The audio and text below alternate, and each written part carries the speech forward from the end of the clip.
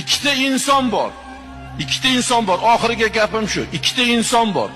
Dunyoda dard kelsa, boshingizga g'am kelsa, cho'g' ustida yotib, cho'g' ustida turadi.